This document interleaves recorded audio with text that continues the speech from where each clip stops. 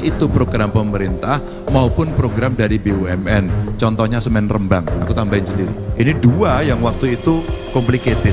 Dan dua-duanya bukan program saya. Tapi sebagai gubernur, saya diajari orang tua saya, jangan ngambil manisnya saja. Pahit pun kamu harus tanggung jawab karena amanah itu ada di situ. Gitu.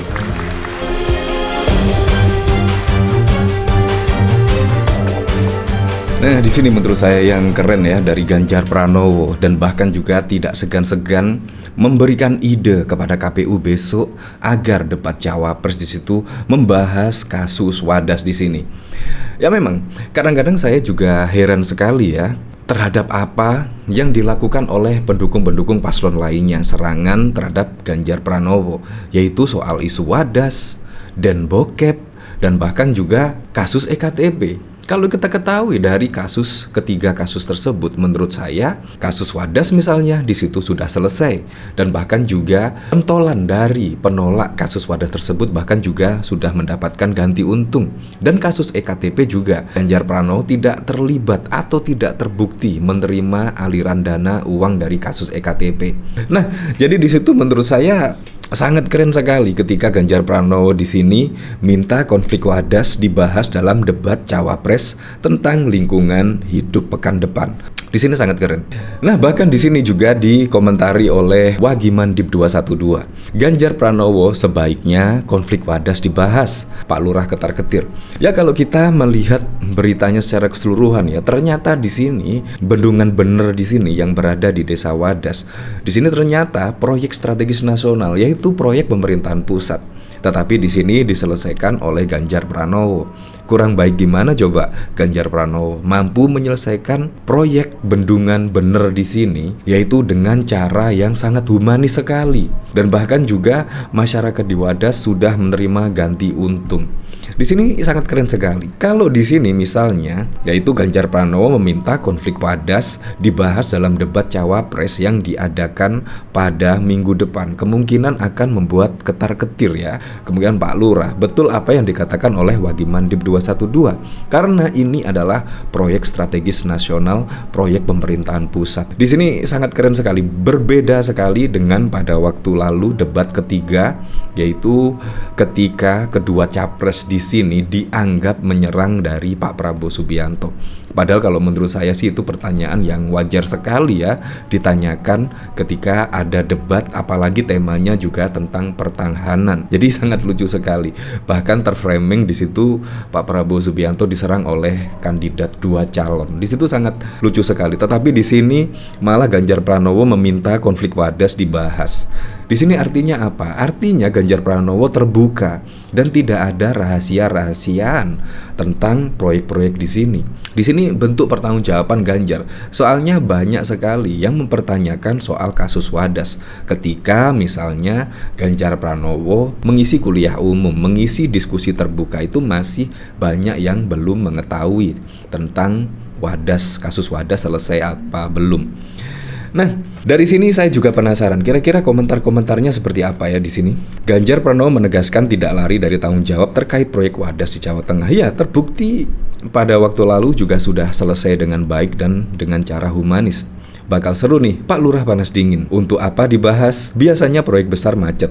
Kebanyakan tentang nilai ganti rugi lahan. Setelah negosiasi dan harga disepakati oleh warga dan pemerintah, proyek bisa jalan lagi. Yang utama, proyek itu tidak rusak lingkungan. Gibran kok proyeknya semua lancar aja ya.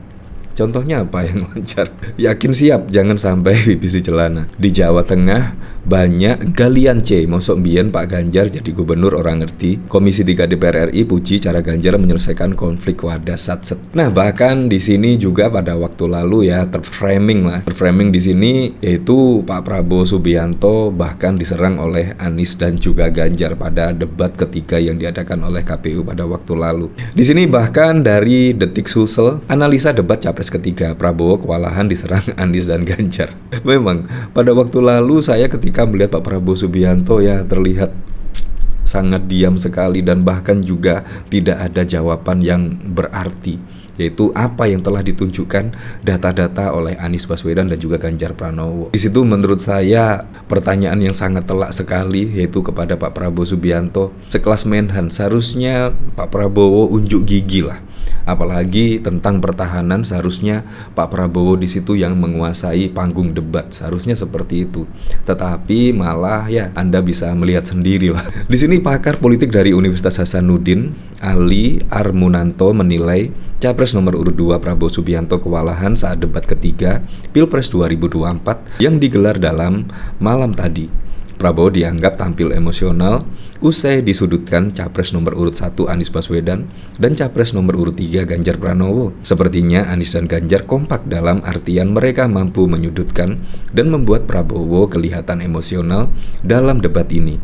Itu membuat Prabowo kelihatannya jadi tidak jelas, kata Ali Murnanto kepada Detik Sulsel pada 7 Januari 2024 malam. Di sini bahkan juga dikomentari oleh Stefan Antonio, yaitu buat Lulu pada Bajir yang suka serang Ganjar pakai isu Wadas.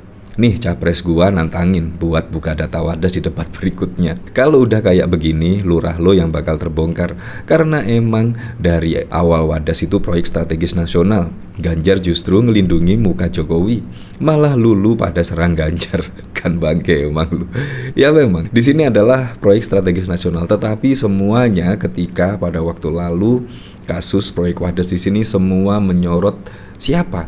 Ya Gubernur Jawa Tengah. Semuanya menyorot Gubernur Jawa Tengah, padahal di sini adalah proyek strategis nasional, yaitu dari pemerintahan pusat. Artinya di sini proyek dari Presiden Joko Widodo. Ya, di sini bahkan Pak Ganjar Pranowo sama sekali tidak pernah menyalahkan ini proyek PSN dan lain sebagainya, tetapi Ganjar Pranowo berkomitmen untuk menuntaskan yaitu proyek Wadas di sini, karena ini proyek yang sangat penting sekali untuk kemaslahatan masyarakat di sini, yaitu bendungan. Apalagi saat ini ya, ketika musim panas tiba di sini, manfaat bendungan pasti sangat bermanfaat oleh masyarakat di sekitar untuk pertanian dan lain sebagainya, sangat bermanfaat. Jadi gara-gara hal tersebut pun Ganjar akhirnya berkomitmen untuk menyelesaikan secara humanis yaitu proyek Wadas di sini. Sangat keren sekali. Nah, dari sini saya juga penasaran kira-kira komentar-komentarnya seperti apa ya di sini.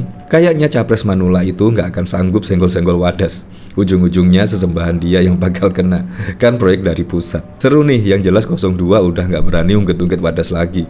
Kalau ungkit-ungkit bisa cilaka si Jokowo. Jokowo bentar lagi nggak berkuasa.